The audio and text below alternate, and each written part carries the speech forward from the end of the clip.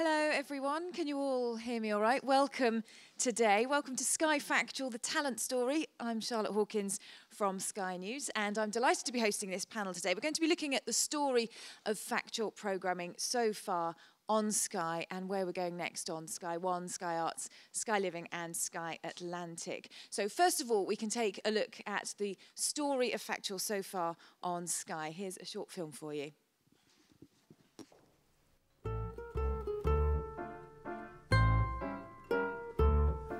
I've got nothing to tell you at the moment. Thanks for showing an interest, but we haven't been anywhere yet. We haven't even hit a record button. We haven't got on a plane yet. So there's very little for me to tell you at this stage. It keeps happening, this. Everyone's in a rush to get stuff when it's not ready yet. Like people talking about the iPhone 5, what's it going to have? Well, we don't know, we haven't designed it yet. I've got nothing to say. You're leaving it running as if I'm suddenly going to break into some positive thing on it. I've got nothing to say. They're probably watching it going, oh yeah, that's funny, now what's he going to do? That is it, what you've just watched, that's it, that's all I've got to say.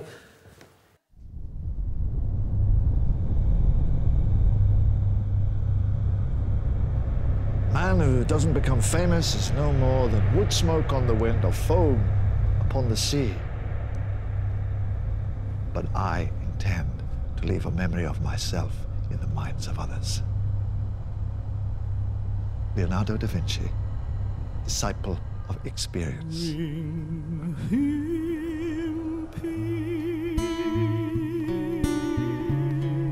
I don't feel like I have enough raw material to create great art, and that still concerns me. The idea that somehow suffering augments expression is pretty pervasive in art, I think. He is only a boy. I can be scanned, you know, in 6 seconds, which means that we're going to go into a totally new digital age. Knowledge begins with love. What you share on the stage is of such honesty that even sometimes when you are dating somebody, you wouldn't be that honest. You're super you on stage if you're wired like one of us. This is the last time I do Sleeping Beauty in London, so I was like, just do what you want. I'm a superhero, then you walk off, shuffle off, have your red wine and go home, cry yourself to sleep and masturbate.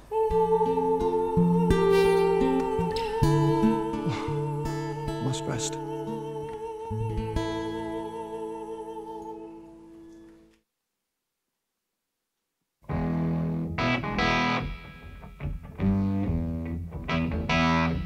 I've never seen a dwarf go on a round-the-world trip on any programme. My opinion, it's disgraceful. Reynold Fiennes, or whatever his name is, when he climbed Everest. He didn't say, here's my little mate I brought. Probably more than any other single creature, he's focused the attention of the world on the fragility of our environment. I want a donut. There's 8 different types of donut. What donut do you want? I got punched at school and took it all right. The dots are all over here, but the main shootings happens in this region here. I think it could be back to Witherspoon's, ladies. Change is not nice.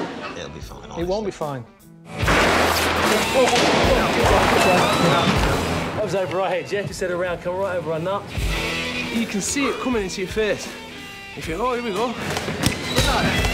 Look at it, it's like a roller coaster now. Let's see how much this works in a toilet with no toilet roll, no toilet seat, no toilet sometimes, just a hole. That's what I want to see. And then let's do some laughing yoga there. Do you know what I mean? When he's shitting his pants. Defend yourselves at all times.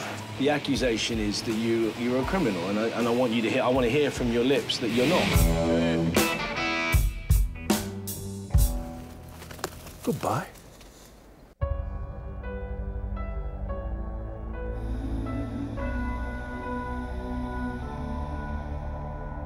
There is times where I think, yeah, oh my God, what am I doing? What have I got myself into? Pang's from Thailand, she's a lady boy, I'm seeing myself as a straight guy. It does play with your mind, but I do love her, so we've got to try and make this work. I've seen the world lit it up as my stage now. Sometimes to get Lisa going, I I dress up or I do a little dance, don't I? Cian likes his scenarios. You know, the electricians come in to do a bit of wiring, and I can't... You can't afford it? I can't afford it.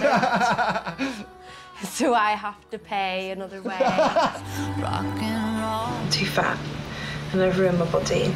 She has no idea what her body can do. She feels pain and shuts off, whereas that's when something's actually happening. I don't mind pain if it's going to bring some benefits. Pain in the name of beauty.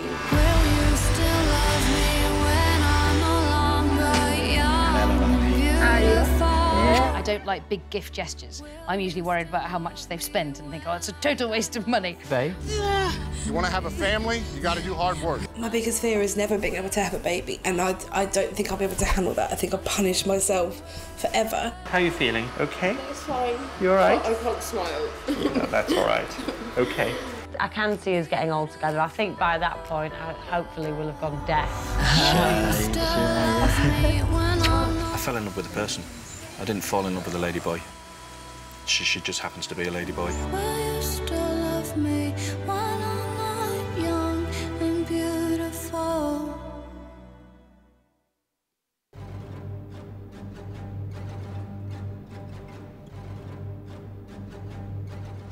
When's this film coming out? Next year. I actually think he's missed his chance. We will fight until the end for a cause that we truly believe in. It's just a shit fight, you know? There is a need for the overwhelming majority of us to not think about our lot and to lose ourselves in entertainment.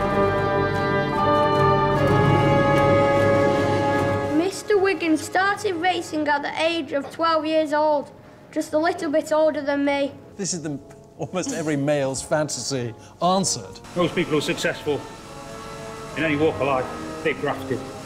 In Mumbai, power is defined by your business clout, your financial clout. This guy, look at him, he's a robot. Look at him. He's a machine. Ah, Caesar. I've been stamped on, I've been kicked, I've been pinched, I've been elbowed, I've been pushed aside. Brad, it's hurting. I've never seen anything like it. What the fuck's going on? I'm lucky to get out of that in one piece.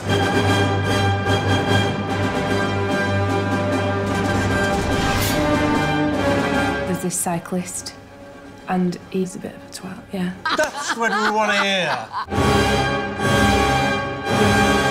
Politicians would kill their grandmothers to get adulation like that. Wow, look at that. Kids from Kilburn don't win the Tour de France. Now she has a chance to turn her life around. Everything is bigger in Vegas. Great.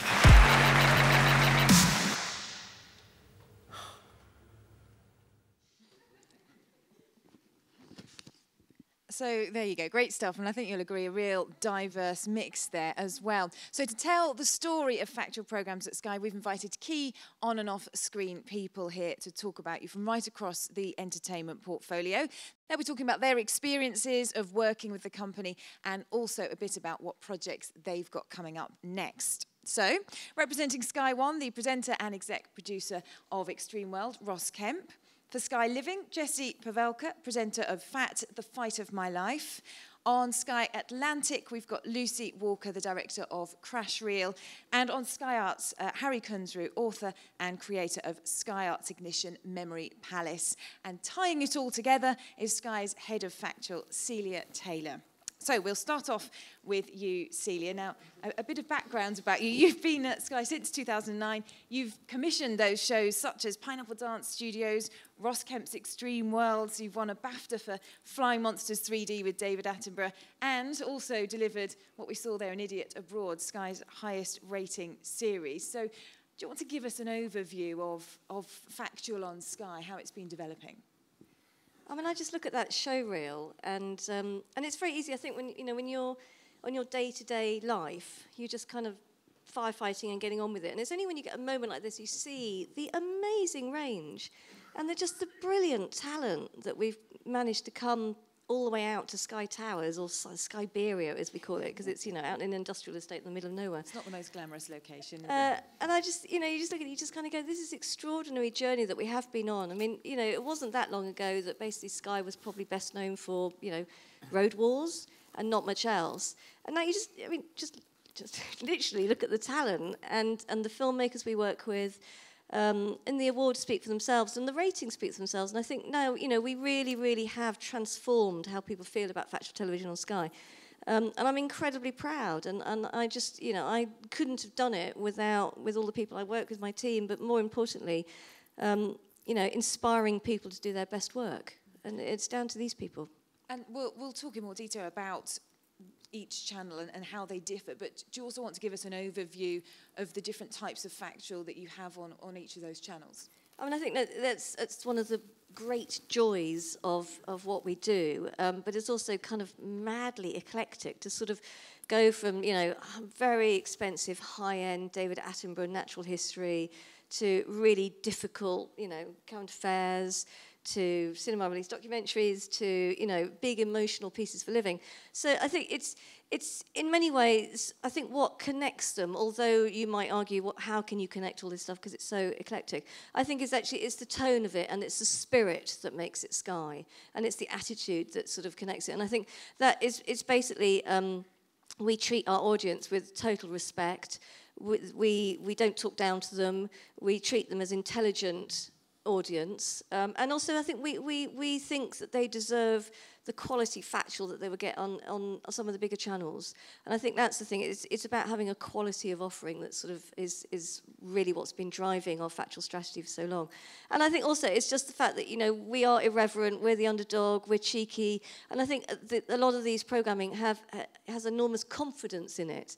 And I think that's one of the reasons why something like An Idiot Abroad is so successful, because it has the confidence to actually slightly take the piss out of incredibly well-worn, you know, it's sort of, you know, to take the piss out of sort of Michael Palin, who's one of my personal heroes, and has made some of the most brilliant television.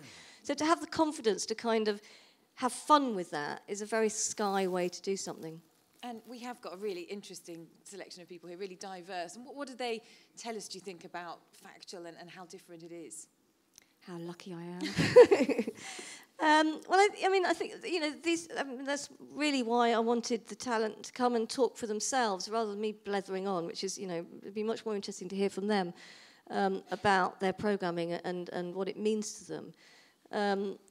So, you know, in a way, I'd rather they sort of answer that question for you. Let's do that in that case. Ross, let's start off with you. Let me just go through some of the background. So Ross joined in 2006. He's won a BAFTA for Ross Kemp on Gangs. He's made around 10 series and specials now for Sky and, as I'm sure you know, covered a wide range of subject: conflict in the Middle East, global piracy, life on the Afghanistan frontline. And most recently, he's done 2 series of Extreme World, which is investigating life in some of the most difficult locations around the world. So, Ross, you've kind of got the honour of being the presenter with the longest relationship with Sky Factual. So how has that been for you? It's been really good, actually. Good answer. I was filming until 3 o'clock this morning with the Ulster Volunteer Force, so I'm a bit jaded because they made me drink with them a bit. And that sort of sums up the honesty that I can say that with, and the confidence I can say that in front of Celia, sort of sums up what Sky is for me. I mean, I worked for the BBC for 10 years. I've worked for ITV for 4, and they were great companies to work for. But the great thing about Sky for me is it is straight. It's down the line. It does what it says on the side of the tin, and we all grow. I feel a part of a family there. I mean, I'll get sacked tomorrow for saying that, but you know, I've given yeah, freedom. Because I'm like your mum. I'm always going, exactly. oh, please be safe. Are you alive? Honestly, the fact that Celia gives us, the team, the freedom to go virtually where we want to go, obviously it's considered, and it's a considered risk, but they give us virtually editorial control. You come in, don't you? You see what we're doing. Obviously, if we were saying something outrageous or totally incorrect or it was unfactual, then obviously we'd get a wrist slapped and it wouldn't go out. But the one thing I think that I have to say that I love about Sky is, in terms of comparing it to other broadcasters, is that they're straight. They're down the line. It's a yes or no. There are not 15 meetings to discuss whether we're going to go out the door or we're going to go through the door or we're going to walk past the door. And also, you know, if your ratings aren't great 1 second, they're not about to just drop you like a stone. They've been fantastic to me and the team. And hopefully the loyalty and the relationship has built with our audience. And I think our audience understand that when they come to Sky One now, they get a complete diverse range of programming and they get excellent factual programming, not just obviously from us. And we'll talk in just a sec about Extreme World, but first of all, actually, let's see a clip of Ross in action, and this is an episode, a part of an episode from Extreme World, so let's take a look at this.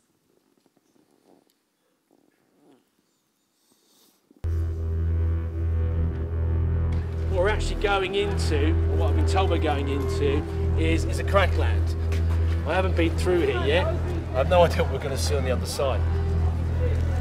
Some of these people are going to be quite freaked out, we believe. So, Bom dia. Bom dia, bom dia, bom dia, bom dia. Tudo bem. So you've got a lot of people here, quite shocking, laying here in different states. Some guys are smoking on pipes, and some too gone to care. Essa aqui é a pó de 30, pó de 5, maconha de galo, só isso que Marijuana, yeah? And this is all cocaine, yeah? It's a drug market. What a poco de fume is. Originally, mouth of the smoke where people only smell marijuana. There's marijuana here, and that's a lot. It's a big weight there. I don't know how much there is. Strong stuff. And you've got cocaine here. It's a lot of cocaine, 30 reais. So that amount of cocaine for around about £10.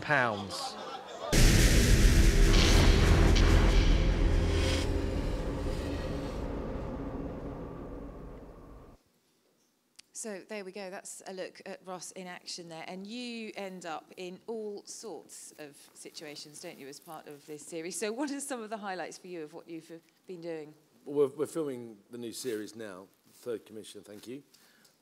So far, we've been to Rio. Obviously, most people know it's going to host the World Cup and the Olympics back to back. But the actual country smokes more crack cocaine than any other country on the planet. Actually smokes a ton a day. And with that comes all the problems associated, not only with addiction, but the crime around the addiction. And we get to meet the families, and we end up in a crack city, basically. So when I went through that door, honestly, we'd not rehearsed that at all. They didn't know we were coming. We had the permission of the local drug lord to go through there. But most of them are on the street, and what they're doing, basically, is they're clearing the favelas. So I went to Rio 8 years ago to cover Command Vermelho, when they controlled the favelas right on the beaches, right on, overlooking Ipanema, the Blonde, and Copacabana. And what they're doing, they are clearing them off, and they're using the crack epidemic as an excuse. But as far as I'm concerned, they're land grabbing. Because if you live in a favela, you don't pay for your electricity, you don't pay for your water, and they're controlled by the gangs. But by removing the gangs, they're making the people move out. They're pushing the people out. They're making them pay taxes. And of course, most of them is prime real estate. But then very quickly, I go to India. We look at the sex trafficking of particularly girls and how women are treated in the country. You know, there was obviously the very famous rape that happened, and the world was up in arms about it. But what people forget is that a woman is raped in India every 4 minutes. It's a country of 1.3 trillion people. And we follow where the girls are taken, most of them from the Sundarbans in West Bengal. I meet children that have been trafficked and sexually abused. 75,000, that's an official stat, 75,000 young girls are taken from West Bengal every year. And no one knows what happens to them every year. So that was pretty upsetting, and particularly meeting the young girls. I also met a guy who claims to have trafficked thousands of girls, and he also on camera admits to killing 400 when they've played up, or he thought the police were on him. And that left myself and the translator pretty cut up. And then I went to Papua New Guinea, which I've only recently come back from, apart from a dreadful witchcraft story where a woman was tortured for 2 days, wrapped in barbed wire, because at the funeral the dead person rang obviously you take your Motorola to the grave in Papua New Guinea. He rang his relations and said that these two women were responsible. So they heated up a fire, they put spades on it, they burnt all her breasts, her back, her arms. Shall I stop? Yes. She was 7 months pregnant, and by the time they finished, she wasn't pregnant anymore. Then they wrapped her in barbed wire and threw her in a river. And also at the same time, we got held up, and I very stupidly grabbed hold of the shotgun that was aimed at me, even though I had three aimed at my back, and it's on camera. So I'm not saying brave. I think I was just hungover. Which is why I always slightly celebrate when he comes home.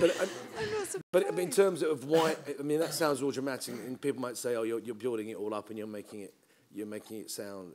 That's what's happening around the world, and I'm very fortunate, and my team are very fortunate that we're given the freedom by you to travel to such places and tell such stories. And especially when so few broadcasters actually do international stories. I think, you know, the fact that we are passionate believers in it is also a kind of unique Sky position. And you know, Ross just does a brilliant job. But every time he goes anywhere, I just kind of go, remember, it's only TV. It's only TV. And he goes, yeah, boss. And I go, and then he comes back and says he's been, you know, pushing loaded guns away from it. I'm like, he doesn't listen to me.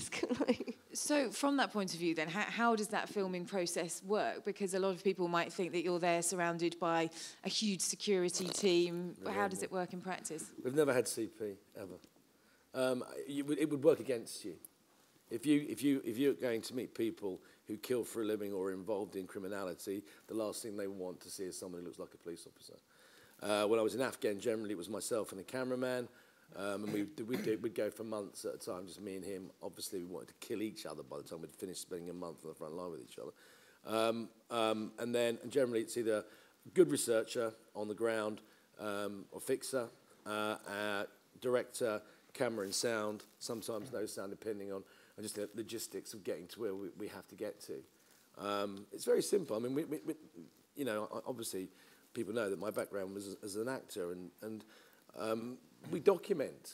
We don't write the documentary in London before we leave. We don't go on page 5, we will be here, and on page 75, we will come to this conclusion. We've been given the luxury of being able to choose a subject. Obviously, we make contact with people before we go, and we know the rough idea of where we're going. But once we're on the ground, if something else happens, a tributary forms itself, and we see it, and we know we can relate it back to the main story, then we have the luxury of doing that. And unfortunately, other people and other channels don't get that luxury. So that's something that I'm very proud of, the fact that Celia allows us to be able to do that. And being on Sky One, what do you think that gives you in particular then, having that presence? I think people, I hope that people think of us as being part of that channel, and that channel being part of us. I mean, everybody where I go now, cab drivers are the great, you know, barometer for me. You know, if as soon as you get in a cab and they're talking about the last show, or what you did in Afghanistan, or whatever, and they say, you know, love Sky One. You know, I can't watch it all the time because of my job, but I'll Sky Plus it. You know, and that's also the great advantage. You know, the way that you can watch all the channels on Sky is that you can choose to watch them when you want to watch them. And we live very busy lives now, and you know, audiences are becoming more selective about what they watch, and the quality of what they watch. And I think Sky enables you to do that, watch programs when and how you want to watch them, and of a quality, of such quality. And you look at the people that are before you now. So, yeah, you know, as far as I'm concerned, I feel synonymous with Sky One now. It feels like home, and I say one of the main reasons is because it's straight and direct and honest. In a television world, as we all know, is not necessarily always that straight and that honest.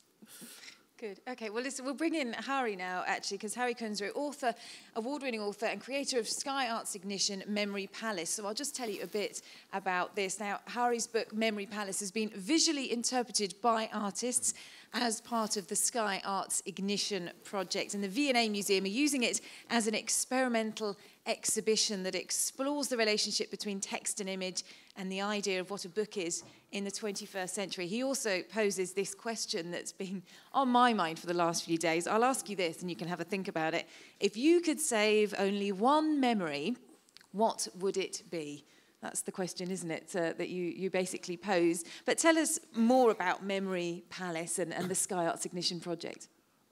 Well, the V&A approached me they wanted to commission a graphic design and illustration and typography show, and the obvious thing for them to do would be to find good work and then mount it in the gallery, but they decided that they actually wanted to have some sense of the commissioning process and how these artists actually work, because they do work to briefs and they do work with material. So they needed a story to commission from, and they came to me, and we had a very interesting conversation about what it would mean to try and tell a story in a space, because clearly, normally in a piece of fiction, you have a very linear experience, and it's a private experience. You start at the beginning and you go through to the end, but in a gallery, people are, unless you're really kind of channeling them through a tunnel of some kind, they're much more free to move around and experience things in a different order. So I had to try and make a story that would work in this sort of non-linear way that could be shuffled a bit more. And also asking what it would mean to put a story into that particular space, into a museum, which is this extraordinary sort of treasure house of culture. And so, I mean, I'd been quite separately interested in the art of memory, the classical and medieval art of memory in a pre-printing culture. There were mnemonic techniques for holding large amounts of information in your head if you're an orator or a preacher or something like that. And one technique was to visualize a space you knew well. Often people would use a cathedral or something like that. And somewhere you could walk through in your mind and populate that space with memorable objects, often quite fantastical objects, that you would use as triggers for memory. So if you had 10 points in your speech that you wanted to make, you could walk down a colonnade and see the 10 memorable objects. I mean, and that seemed to me a very interesting metaphor to use as the basis for this exhibition. And so I started thinking about memory and forgetting and what it means to try and kind of, what culture is, sort of an accretion of memories. And ended up, and to give the V&A credit and to give Sky credit, nobody has flinched at the very strange idea that I came up with, which is a piece of sort of effectively science fiction set many years after some apocalyptic event has destroyed has destroyed civilization and has destroyed the memory infrastructure, all the devices, all the internet, all the hard drives and so on, all the technology in which we hold memory. And in this kind of post-literate, post-computer age where people are kind of grubbing around in the ruins of London, there's a kind of conflict between the sort of dominant group who feel that civilization was a sin, was a terrible mistake, and want to kind of wipe the world clean of any remnants of man's activities, and to kind of go back to what they call the wilding, to look forward to this moment of harmonious union with nature, and an underground of people who are trying to kind of piece together what fragments remain of the past, and call themselves the memorialists, and are using these mnemonic techniques to hold as much as possible in their minds. They're a sort of they're like a cult or a terrorist group as far as the authorities are concerned, because they are involved in this act of remembering and often misremembering the past. Okay, well, let's just pause there because we can have a look at a clip actually from Hari's piece. This is of Sky Arts Ignition, Memory Palace.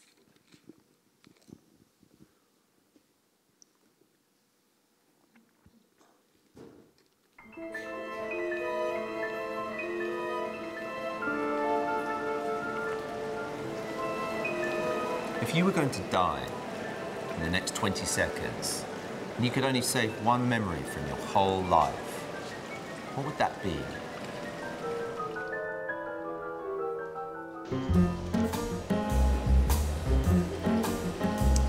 I've written a book, but I'm not sure anyone's going to read it.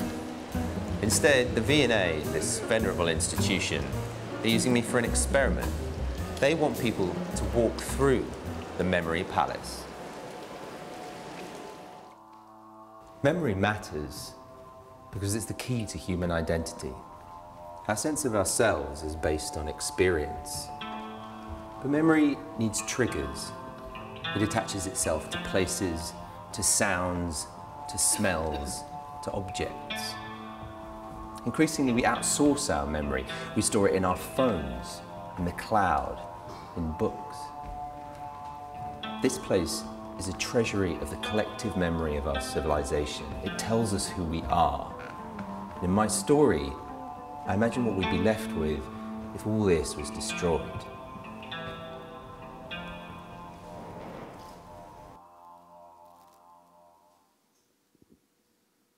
So that's part of Memory Palace Day, and that question will be playing on your minds. I'm sure it's going to get everyone going, isn't it, that one? I'll just explain a bit more about Sky Arts Ignition, because it's a partnership with leading arts organisations and artists to create innovative works. And then also, as we saw, there's the documentary, which sort of, you speak to some of the artists involved, don't you, as part of that? Yeah, and I walk around in front of a lot of stuff. Yeah, I mean, that was, it's a very unusual context for me. I mean, to give kind of, you know, I'm obviously as a writer, I'm used to sort of working alone, and suddenly I've been put in this highly collaborative context in which 20 very different kinds of artists are interpreting a 10,000 word piece of text that I had written, and trying to kind of place that in a gallery space. And then on top of this, there's this question of how do you tell this already quite complicated story in the form of a TV documentary, and so that was presenting that has been an interesting experience for me, because it is such a, I mean, you know, normally when you're writing, you're effaced from the thing you're made. You're not present in the text. You know, people might check your name on the front of it, but maybe they won't. And here, certainly the culture of TV documentary now is very much kind of centres on individuals and faces on screen. You have to present a story. You know, that seems that just the sort of essay form in documentaries isn't very popular at the moment, which I sort of think is a shame. But in the context where I have to be on screen and I have to try and kind of tell the story in an engaging way, I have to tell the story in an extremely stripped down and simple way. It's quite a kind of formal challenge to try and say something or anything at all that's sort of sensible and impactful and meaningful in you know, in this extremely compressed kind of a form. And do you think you could have had this opportunity anywhere else? Obviously, this is a sort of special leading question, series that Sky are putting on. You know, what do you think about having the opportunity to be able to do this? I mean, it is fantastic that, you know, a large media organisation like this is going to get behind what is quite an eccentric sort of project, and you know, to be able to make that documentary. Yeah, I think there are very few other places where that could have happened. And Celia, from your point of view, is this the kind of thing that you know, you want to see more of on Sky Arts? This whole kind of collaborative approach. I mean, it's sort of like, it's sort of the sweet spot. You know, Sky Arts is a brilliant channel I absolutely love, and the opportunity to do really grown-up arts programming in the digital landscape is incredible. And so to be able to kind of, you know, work with the level of talent like Harry and to also have a collaboration with a fantastic institution like the V&A. But more to the point, I mean, Sky Arts actually kind of puts its money where its mouth is, whatever the expression is. So, you know, not only do we commit to commissioning, you know, really great arts documentaries, we also, you know, properly market it and work with institutions, but also we actually help fund original pieces of art. So actually, you know, it is a sort of a completely, totally, 100% dedicated connection to arts and culture in Britain. And I think that's the thing that does sort of make it unique. It's more than just what you see on screen. It's a long-lasting, meaningful connection that creates works of art. I mean, you know, it's extraordinary, really. And in terms of investment in the arts, I mean, it's you know, economically difficult times. A lot of other channels, particularly in arts, are pulling back on investment, whereas that's not the case at Sky. Well, that's really good news, because we're in I mean, certainly in the area I work in, there's a sense of incredible contraction. I mean, in general, across television, there seems to be much less arts programming getting commissioned, and there's a nervousness about what kind of arts programming people feel okay to do. I mean, the sort of monumental series of the 70s and 80s don't seem to be there anymore. I mean, and now I mourn that, certainly. And there is a dumbing down. There's no question about that. You know, if you if you sort of look at what was being made 20, 30 years ago and what's being made now, there is a sense, a palpable sense of nervousness. You know, and I was just reading this morning in the paper that the Arts Council's been asked to model a 15% budget cut, which would mean that 4/5 of currently funded organisations would lose all funding. And in that climate, we need people who are brave, and we need people who are prepared to actually come forward and finance things, and to try and finance good work rather than sort of reaching for the lowest common denominator. And also, you know, Sky, I mean, the sort of the way it actually puts art at the centre of cultural debate, but also in terms of other broadcasters, it kind of makes them have to look at themselves. I know that the BBC are at the moment going off and doing a big piece of brain thinking about what they should do about the arts. And you kind of think, yes, you should be doing that. And and I think it's just fantastic to sort of to be able to stimulate the arts, not just in with our viewers, but actually to kind of drive the agenda for all broadcasters is a really valuable role, I think. So I'm really proud of Sky Arts. I think it's a brilliant, brilliant couple of channels. Well, let's move on. We'll bring in Jessie here. Jessie Pavelka is presenter of Fat, The Fight of My Life, which is on Sky Living.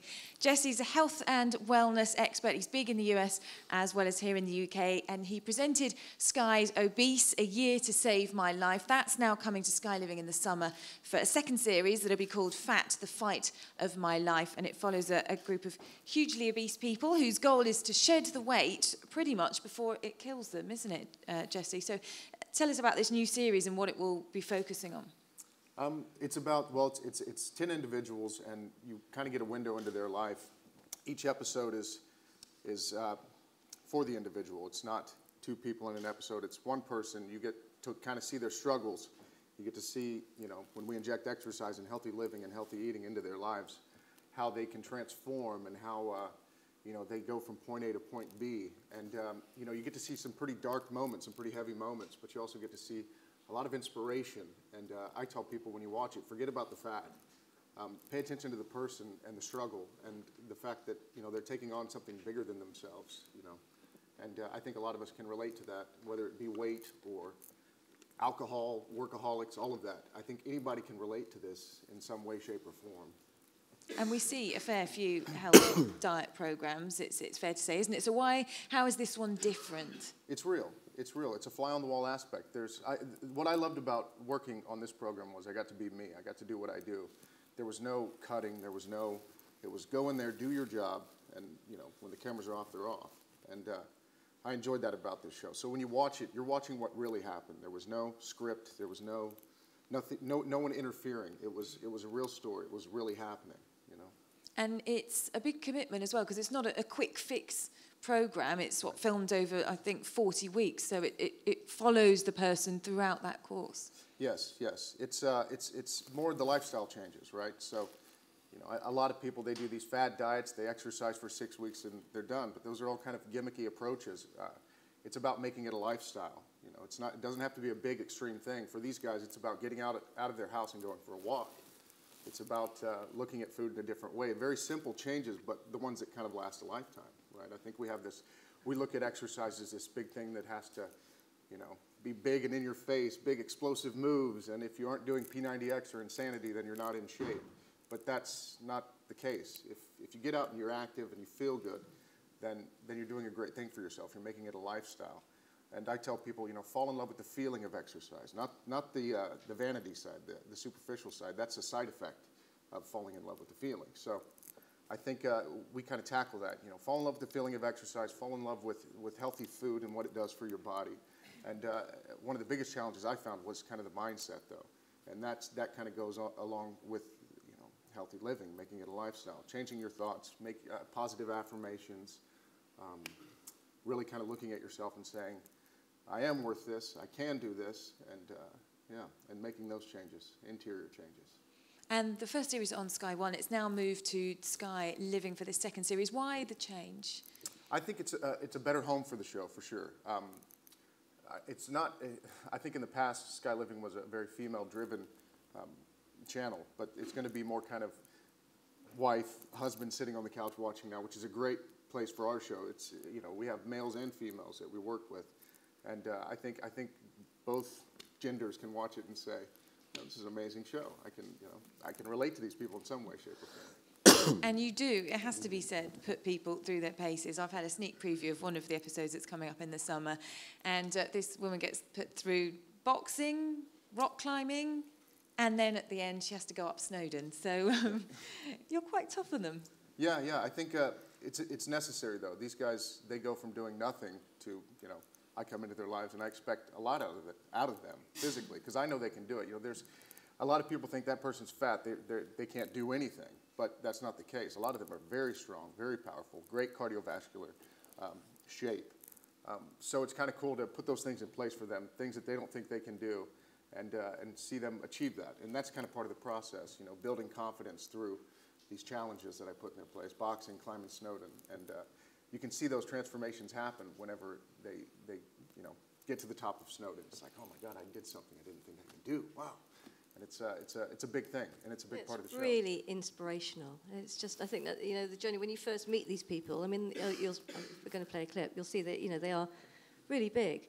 And so you kind of bring all your, you know, whatever your particular moral judgments might be about that. But I think what's so brilliant about what Jessie does with these people and with these films is that you very, very quickly see the person, and you just go on this amazing journey. And you know, Jessie is really hard on them, and I think that's why these are so good, because they're not sort of weight loss programs. They're just like a proper emotional, transformational documentary with somebody at the heart of it who absolutely knows what he's doing.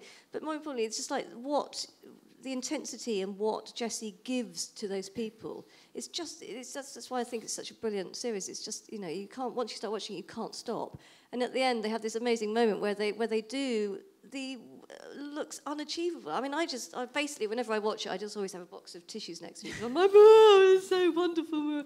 It's great, and it's perfect for Living, because it's sort of got that big emotional story. But I think also in Living, as we're you know, changing the channel, it also shows you know, a commitment to long-form documentary making. And I think, you know, maybe people wouldn't think that Living would be the home for that. And I think this is a really good example of how we're sort of really committing to very high production levels, to telling big, complicated stories about people in critical moments of their lives. So, you know, Jessie does a fantastic job. Yeah. Okay, well, on that note, let's see Jessie in action. So we can play a clip now of Jessie, Fat, the Fight of My Life.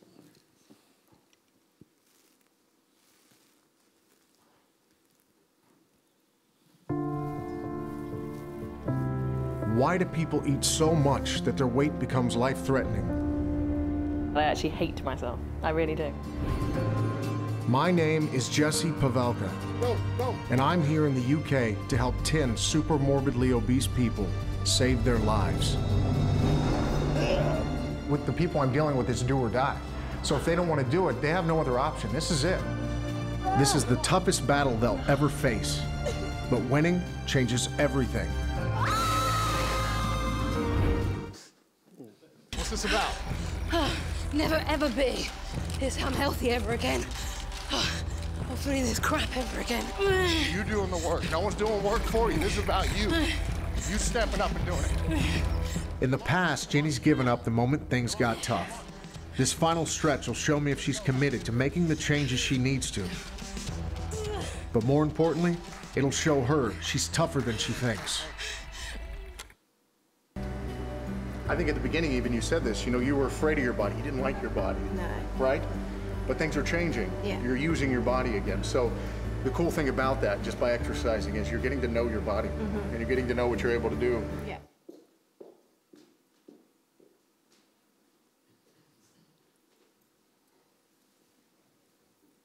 So there we go, Jessie in action there. And how is it, how would you describe the process of working with Sky, Jessie?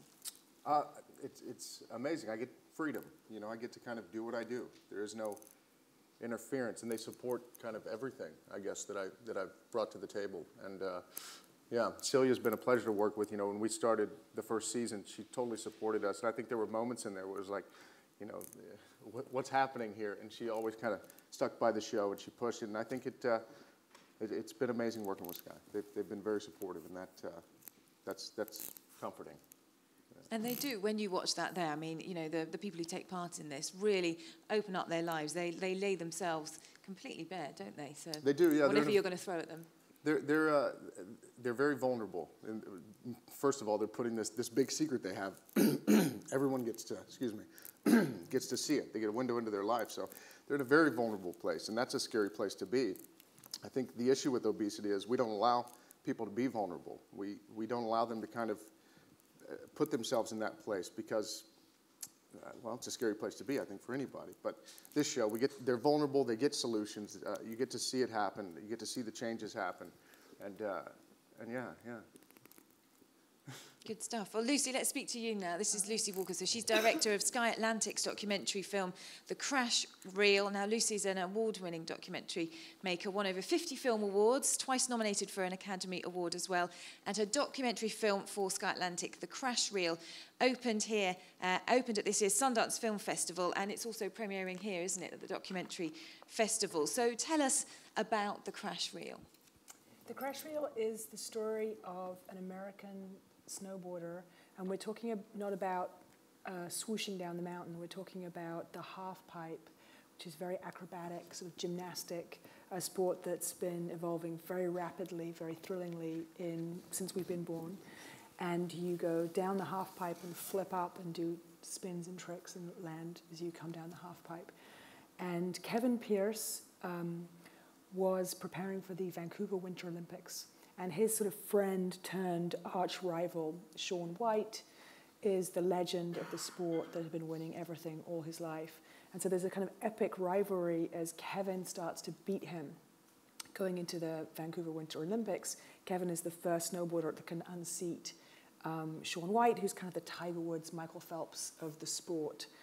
And so in their determination to what they called dial new tricks, they were really pushing each other.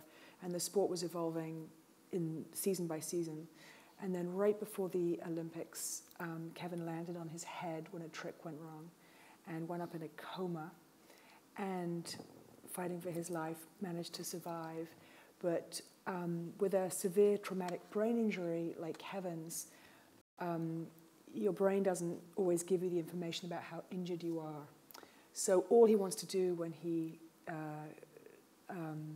starts to be conscious and in rehab is get back on a snowboard, start competing again. And he has this incredible passion for the sport that's beautiful, but also, is it appropriate in this case? Because the doctors tell us that if he hits his head again, even in a very minor way that wouldn't be sufficient to give you or I a concussion, he could absolutely die immediately.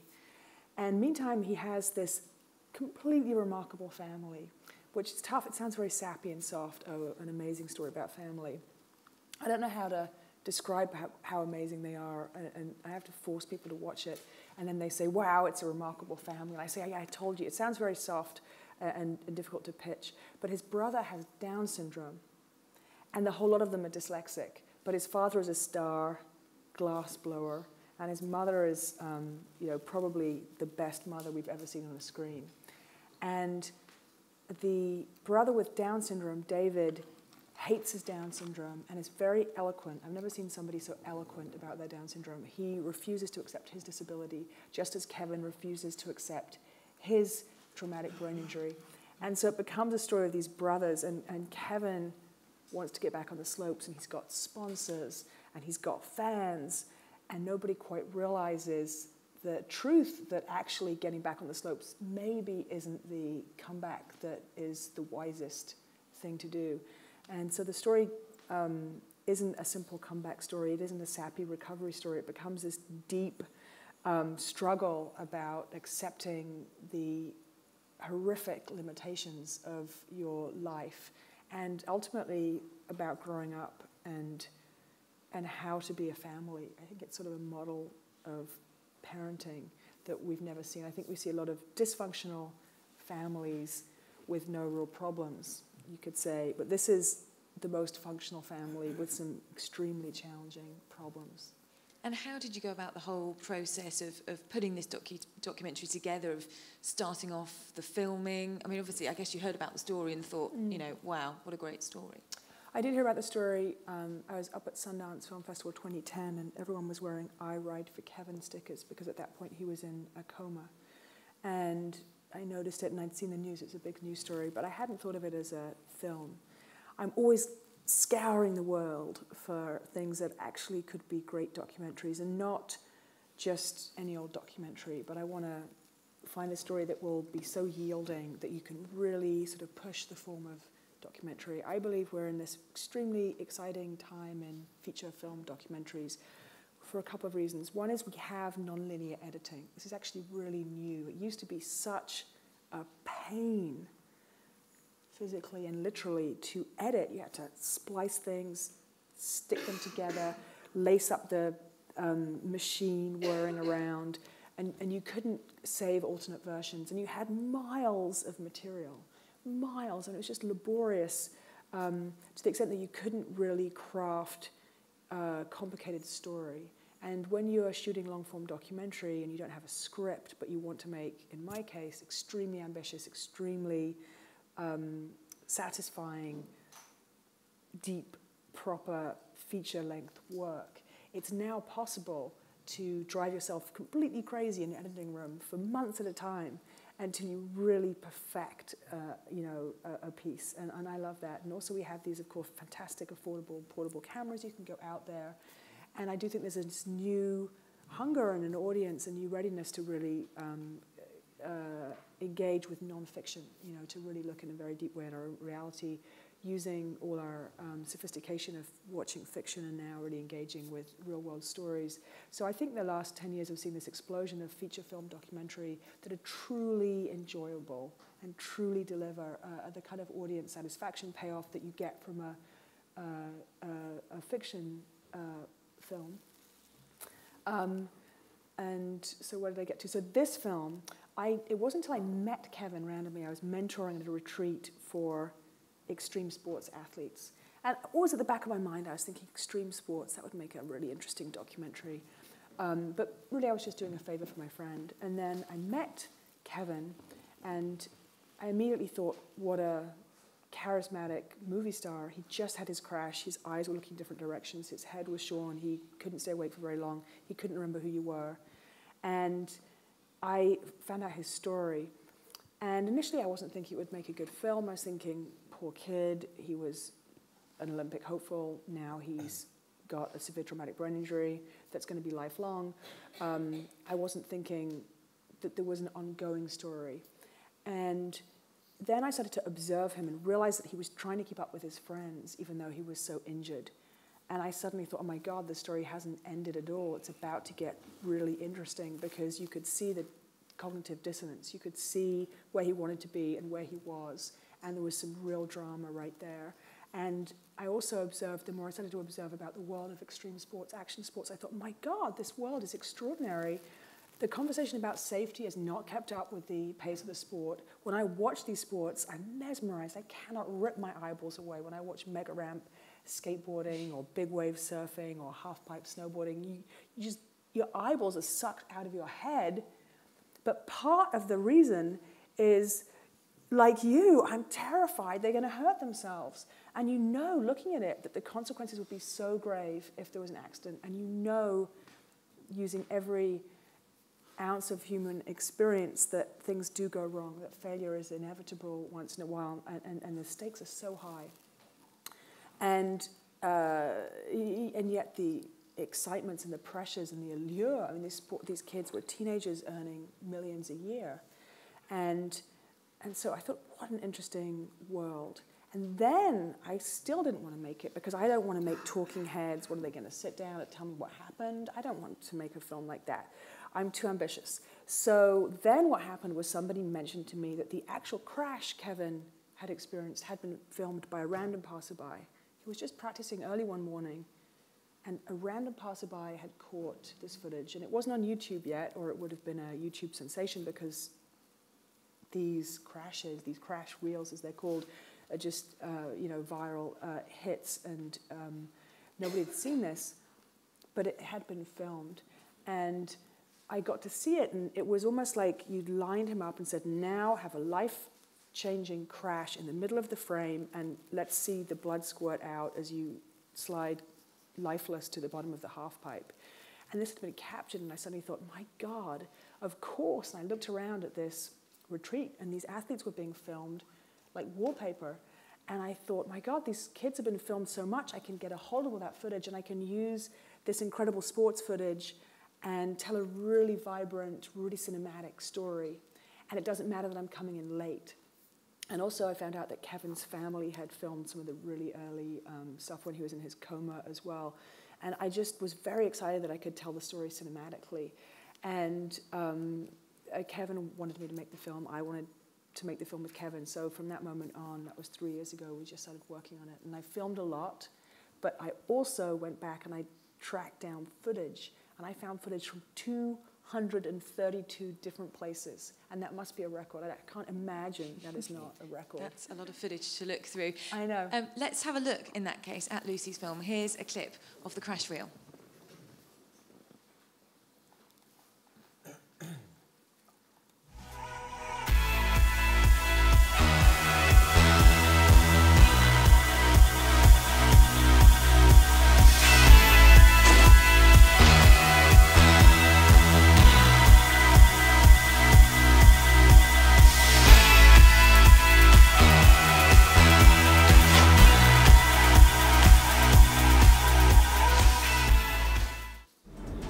That whole week was just dedicated to learn new tricks. You know, the goal was to learn some double quirks, and you know, we got a couple down, and then you know, this was one of the last days that this happened, and as you can see here, it was pretty bad, but I was lucky.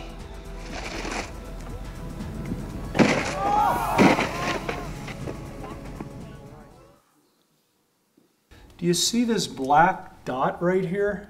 Oh yeah. This affects your vision. It affects the left side of your body, your coordination and your balance. How much will those go away? I don't believe these scars are ever going to go away.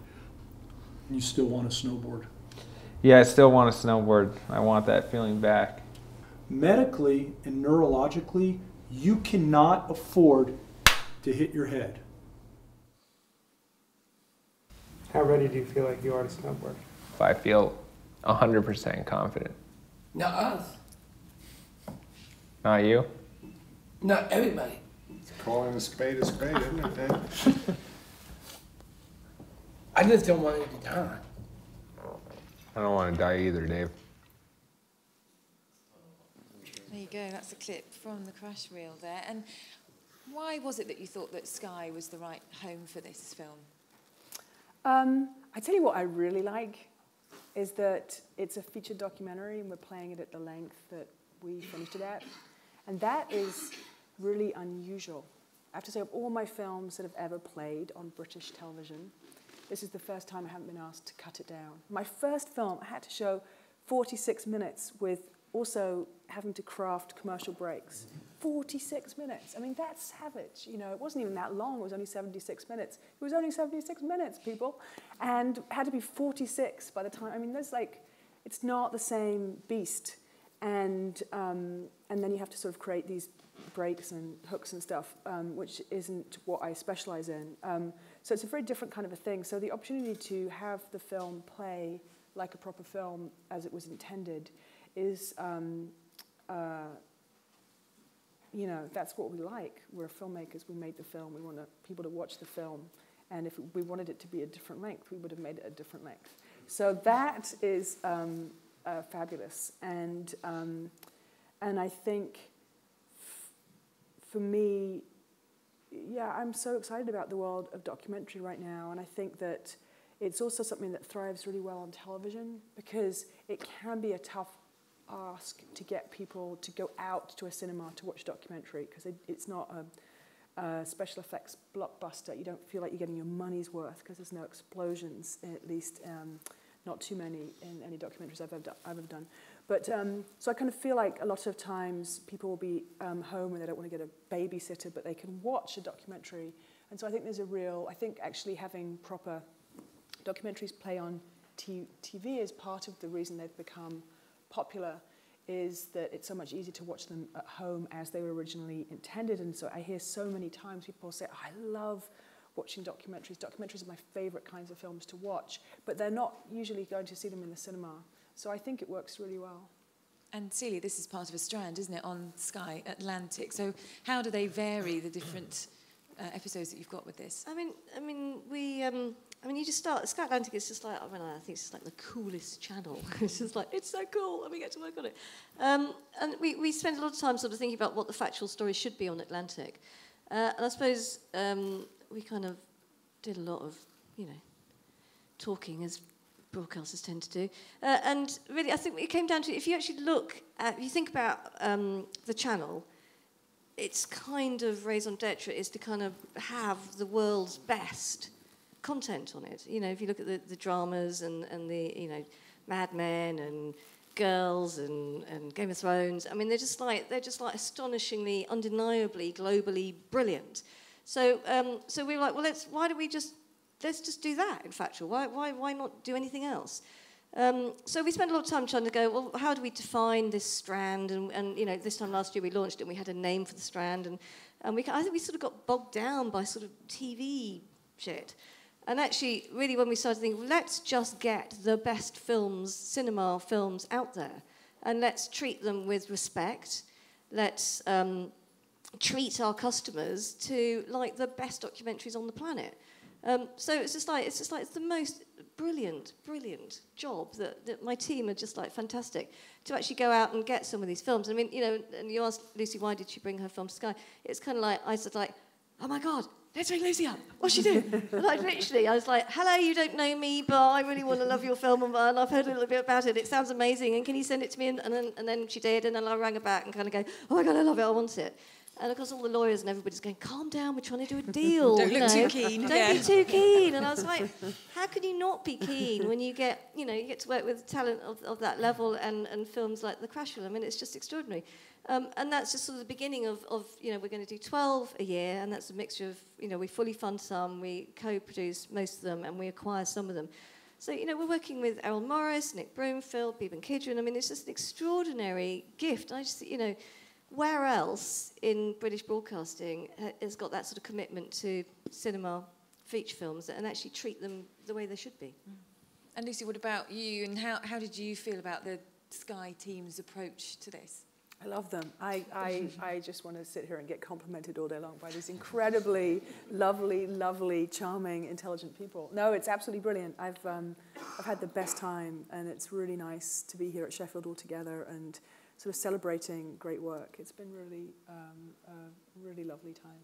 Great. And Celia, on your wish list then of things that you would like, documentary films that you would aspire to have on the channels, what would you say?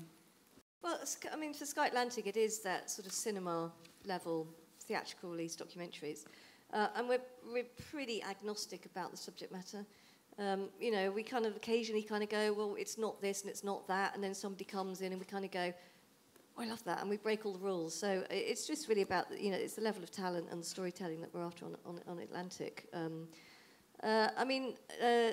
It's so difficult when there's 4 channels. I mean, I'll try and, anybody wants to sort of go into detail and, ask me afterwards if there's something you're specifically interested in. But I think on Sky One, we really need the big mainstream subjects with a twist.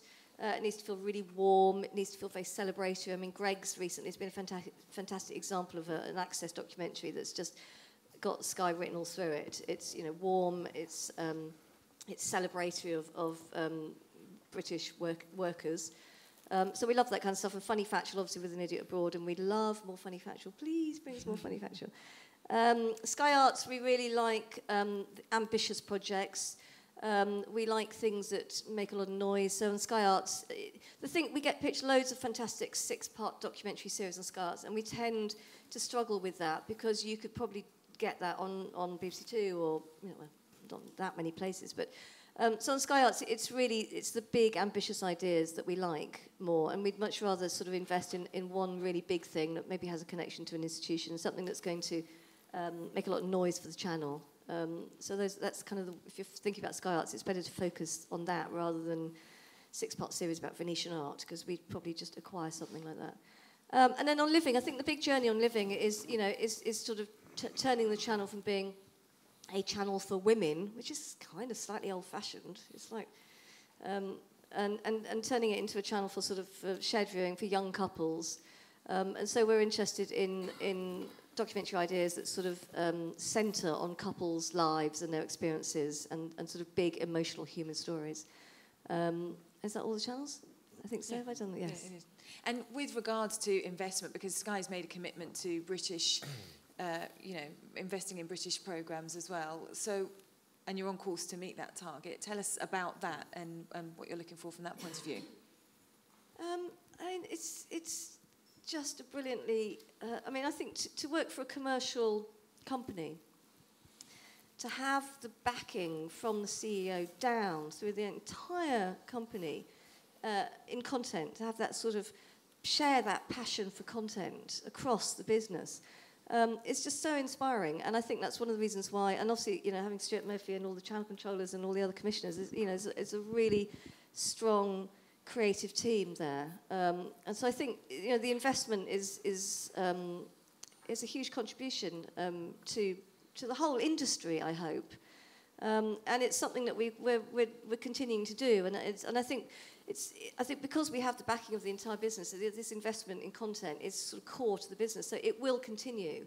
And I sort of think, if you just think of the journey that we've been on just 3 years, and now, we're making other terrestrial broadcasters feel nervous. Think what we can do in another 3 years with this continued level of investment. So, it's sort of just the beginning in many ways. Okay, well, questions from the audience in just a second, but let me just check with the panellists. Do any of you have anything that you want to chip in with in addition at this point? I forgot to say that the other great thing about working from my point of view has been how great it's been that we, like the cinema release of my film, it's all about what I want in terms of the distributor and the cinema release, and you want what I want. There's no competing agendas. I sort of think you want the filmmakers to be really happy with their cinema release, and it's just been really, I really appreciate that, because that's not always the case in territories. You're often fighting, your cinema distributor and your TV distributor have different agendas, and you're sort of stuck in the middle, and it's really awkward. It sounds really nice. Generous. It's not. It's completely selfish. The more successful, their success is our success. So it's an altruistic thing. But it's just we want to work with people who feel that they can be trusted and looked after. And I think some people experience that from the marketing that you get on Sky, but it's also about those relationships and actually having an open dialogue with what helps these people deliver their best work. You're all nodding there, Ross. Is that something that you'd agree with then? Well, totally. I said the freedom that I'm given, and we're grown-ups, and sometimes when you're in television, you get treated like you're a child.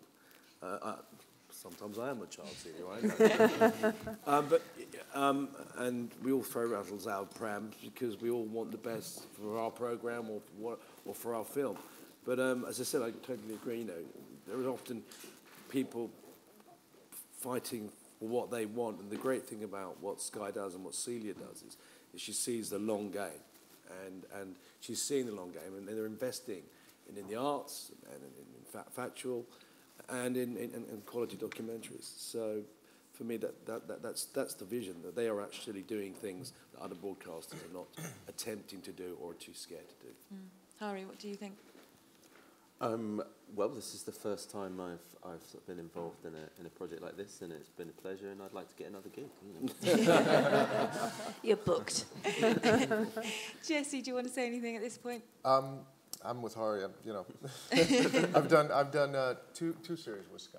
They've all kind of been the same genre. It's basically the second season of A Year to Save My Life. But yeah, the freedom, that's a big one. And the fact that you guys thought about this second season, thought about where should we put this, and thought about when should we release this.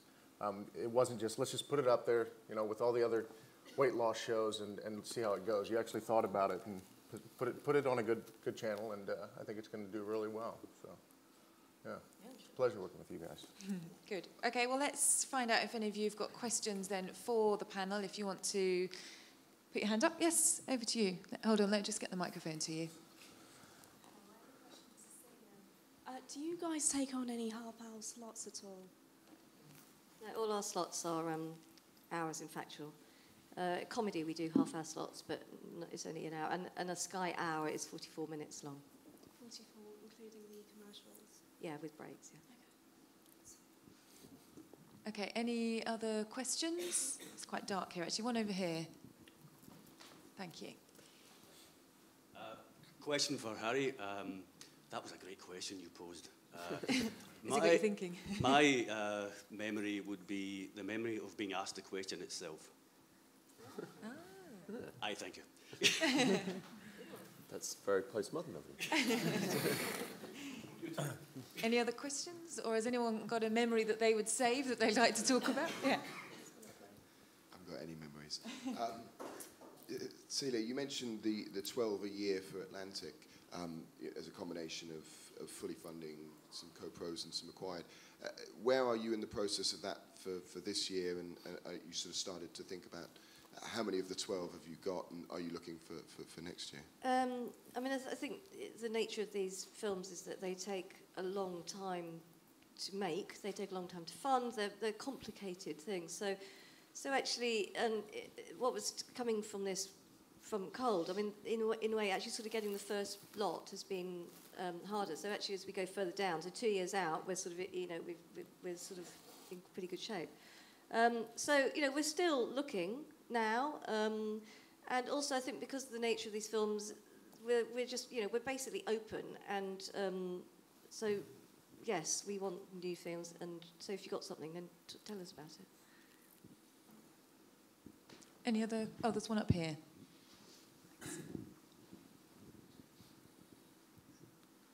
Hi, for Celia.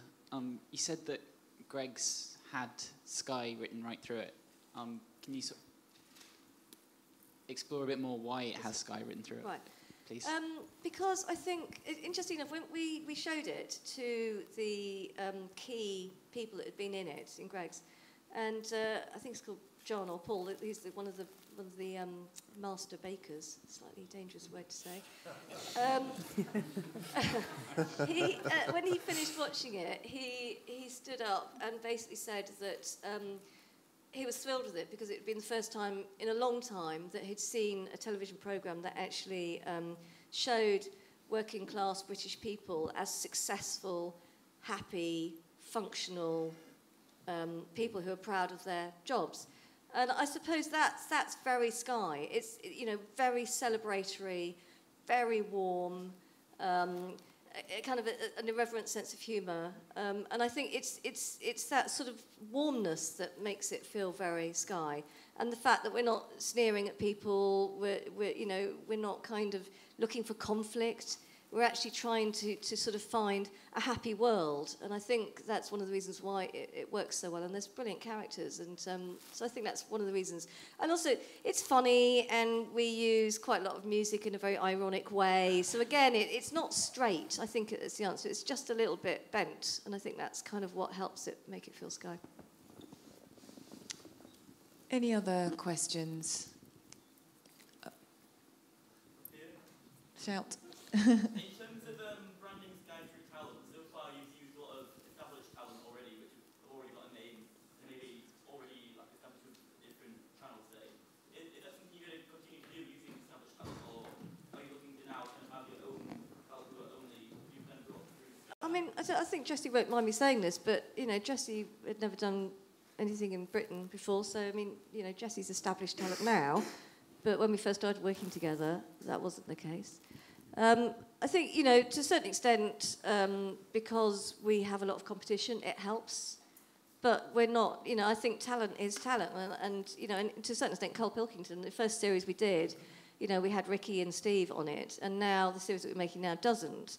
So, it is about sort of, Carl has gone through his own growth journey. So, we're not celebrity whores, I think, is the answer. To that, if good talent comes to us, I'm agnostic to how famous or not famous they are. I just think if they're going to be brilliant on screen, that's what counts for me. Any other questions? Wave or shout at this point, because it is quite dark out there, actually. Any others? Yep. Hold on. We just get a microphone to you. Sorry, I'm not hogging the microphone, but... is this another memory that you're coming up with? No, I forget. It's just really echoing, I guess, what the panel have been saying from this side of the room. I just finished making a co-pro with Sky and the BBC, and it's quite remarkable to hear your experiences and mine being so obviously mirrored. BBC made 80 potential editorial changes on one episode. Sky, one on 3 episodes, which we were going to change anyway. So thank you. And Celia, do you want to just sort of give some advice then for the producers out there, if they have ideas, or if they, you know, what ideas they should be thinking about and how that process works? In terms of sort of practical process, we have a website that you're supposed to submit ideas to. Frankly, nobody does, but so that is one way of doing it. I mean, I've got a fantastic team who are here, so you know you can grab them off. There's Siobhan, Claire, Chris at the back there, who are just all genius and really creative, bright people. And so you know, send us your ideas. Generally speaking, I think, you know, if we get like a 6-page, really heavily worked out treatment, you know, it's not necessary. You know, a paragraph to kind of hook us is what we're after. And I suppose we spend a lot of time, people pitch us ideas, and it's kind of like we get the what. We spend most of our time talking about the how. And I suppose that's what you need to think about for Sky, is like, how are you going to do this? So if you are coming to us with an access piece like Greg's or Bryce Norton or Harrow School that we're doing, it's the how. How are you going to make that feel Sky? And that's the most important thing to think about, really. And also, can you give us an idea then of things that are coming up as well on the channels from a factual point of view? Oh, I hate this question because I always look at the press and go, oh, what have we announced? What haven't we announced? But on Sky One, we've got a new series of Carl coming out. It's called Carl Pilkington, The Moaning of Life. Which I haven't seen. I've seen a few bits and pieces, but he's sort of going. He's turning 40 this year, and so he's sort of asking the questions about, you know, I'm not married. I don't have a proper job. You know, am I happy? So he goes on a kind of a spiritual journey to answer some of these questions, which is so funny. Obviously, Ross's new series is coming up. And Greg's just played, and we've got Bryce Norton. It's the first time the RAF gave access for 15 years, so that was pretty special. And also we're in Harrow School for the whole year. So we've got amazing access to the boys through a whole year of this sort of extraordinary institution. And on Sky Arts, what have we got coming up I can talk about? I'm not sure that I've got things I can talk about. Sky Arts is new coming up. Harry's piece is coming up next week anyway, isn't it? So that'll be from next week that we'll see that. Exactly. And go to the exhibition and buy the book. And think of a memory as well.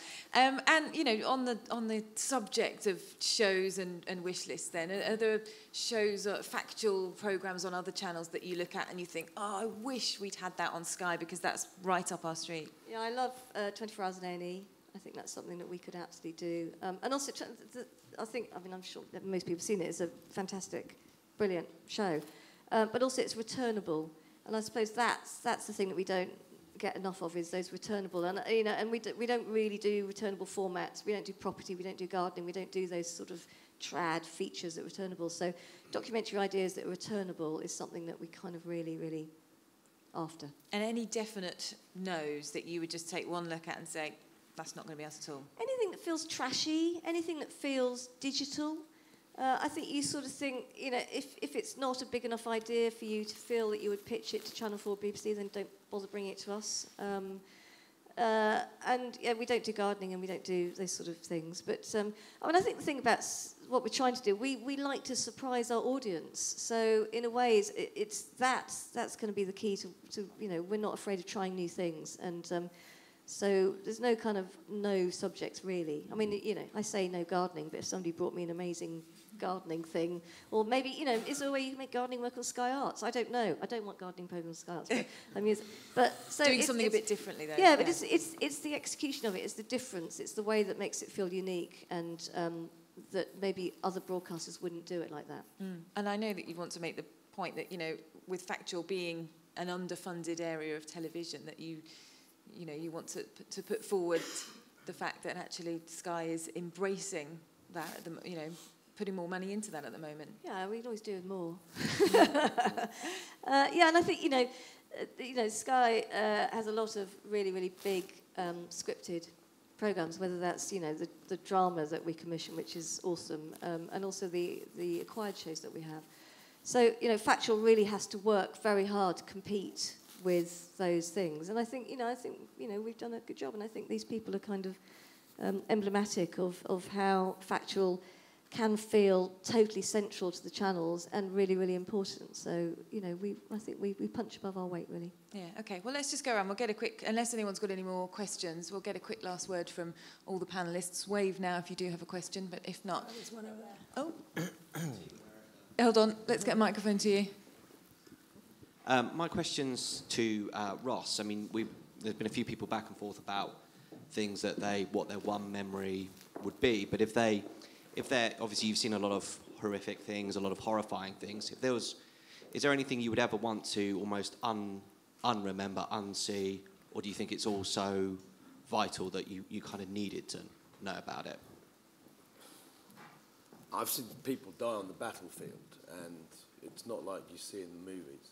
And I don't find it very easy now watching war movies. I try to, but if they are on the option on the plane, I tend to skip over them.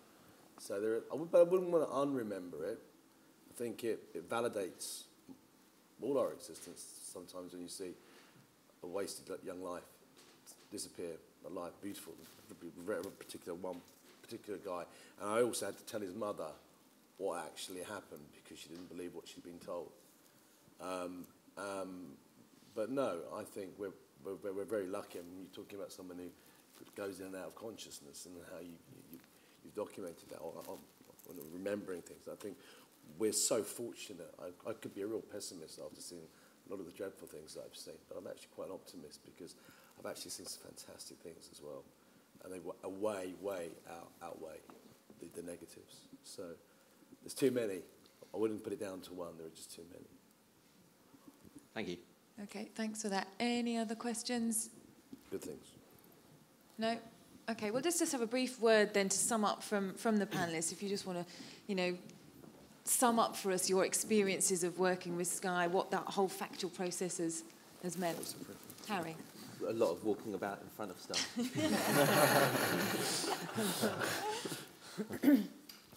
Lucy? Well, I don't know. I mean, it's been lovely. I mean, the lack of complication is more of a feature. Like, there's not that much to report, apart from some nice conversations, which weren't, substantive.